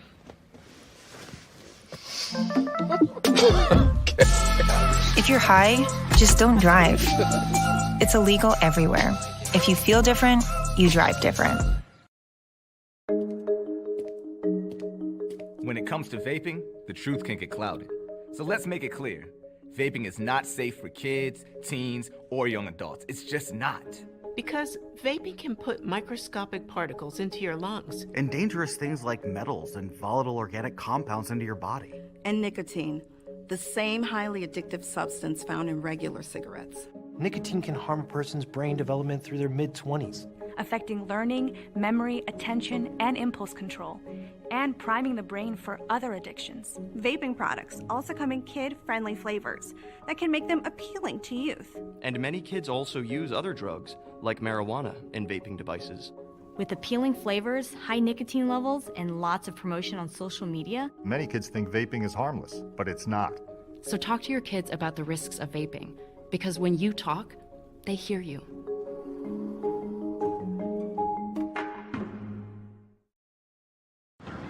How many letters? 5 letters.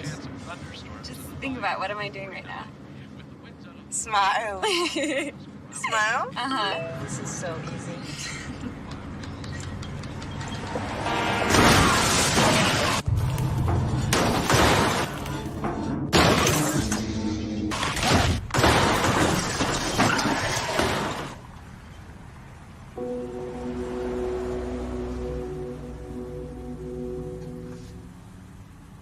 Where sports is the base, life and fun are the results.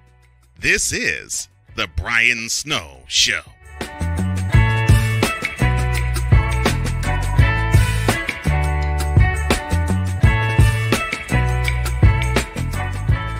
Oh, baby. Welcome back to the Brian Snow Show. Ryan McCawffee, take over. Thank you for watching another Snowman Multimedia, the Shitty Sports Network, or on CSTV, whether you're watching live or on demand or on the replay. I want to thank you for being with me for the last hour and 50 something minutes. something of this show. I want to thank Brian Snow. I know he's checking in. He's on his way to Missouri right now. Let's go check out Andy Williams and Branson. Oh wait, Andy Williams is still dead. Sorry about that. Sorry putting that thought into your head. But we have to spend the last couple minutes of this show talking about probably the best storyline in professional wrestling for the last decade. And I'm not talking about just WWE. I'm not talking about AEW. I'm not talking about NXT. I'm talking wrestling, period. And by the way, shameless plug on CSTV, Next Level Wrestling, Thursday nights at 10 p.m. Eastern, 7 p.m. Pacific. the bloodline. And I don't watch as much wrestling as I used to. Not should, but as I used to. I still check out the pay-per-views. Sorry, premium live events on Peacock whenever I get the chance. And A Pizzle, welcome to watching. McCawffee, thanks for watching. A Pizzle, appreciate you watching. The bloodline storyline has been building for over 3 years, almost 3 years now. It all started when Roman Reigns became Universal Champion. He he brought on Paul Heyman as a consultant, his wise man, as you will. He's a wise man of the group. Started this tribal chief thing, brought on Jimmy Uso, brought on Jey Uso. Jay had reluctantly, actually it was Jim. It was Jay who was the one who challenged Roman Reigns at first, and then Roman Reigns beat him.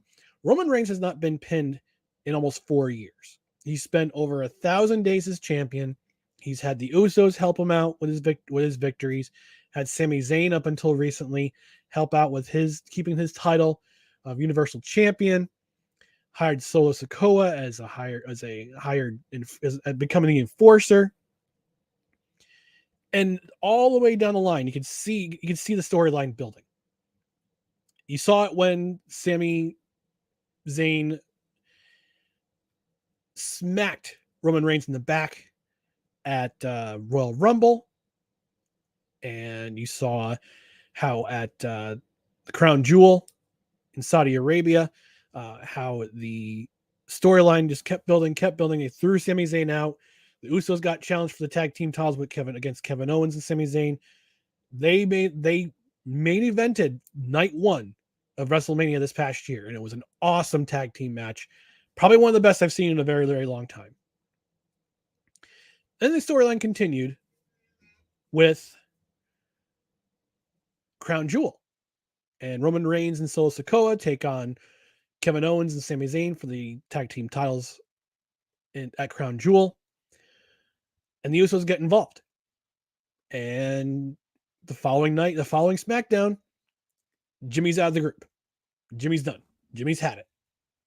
And this past week's SmackDown, if you haven't seen that segment, after this is over, I would highly recommend you go watch that segment. It's about a 20-minute segment.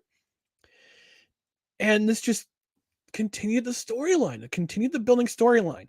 And I know Vince McMahon wants a bigger dude as his heavyweight champion, as his Universal Champion. You got Seth Owens as the heavyweight champion, WWE heavyweight champion.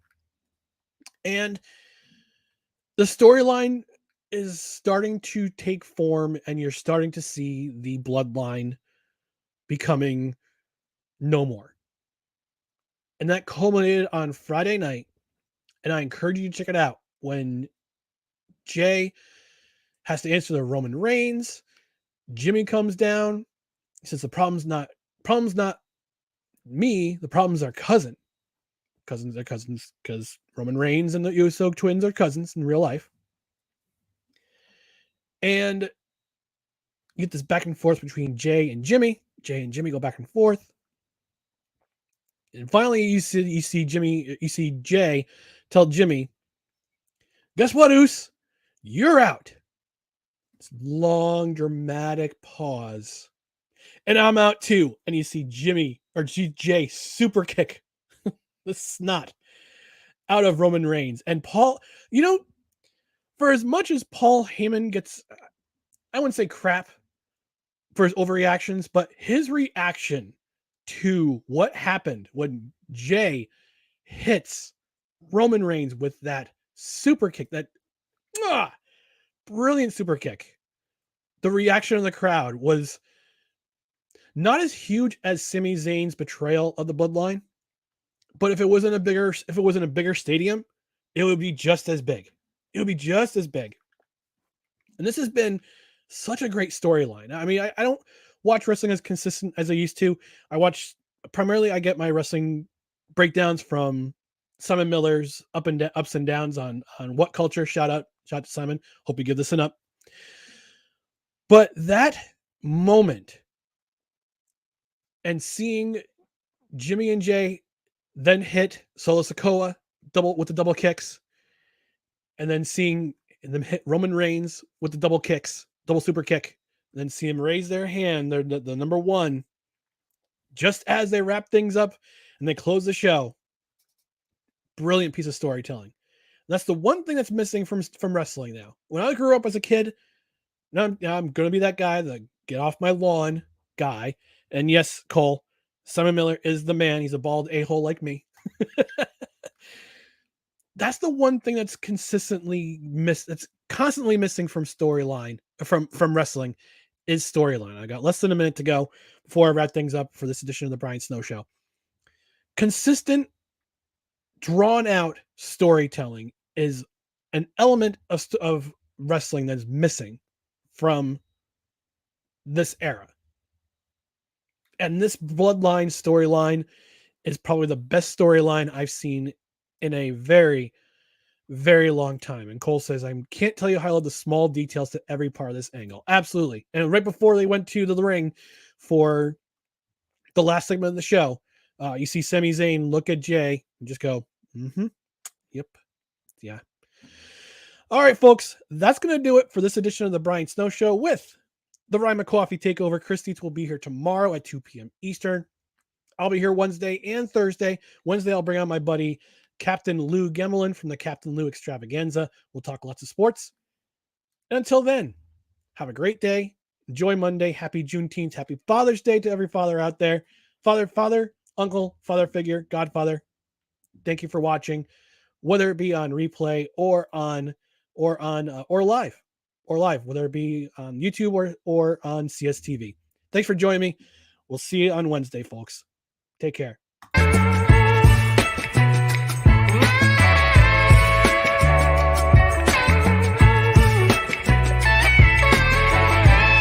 Thank you for tuning into The Brian Snow Show, where sports is the base, life and fun are the results.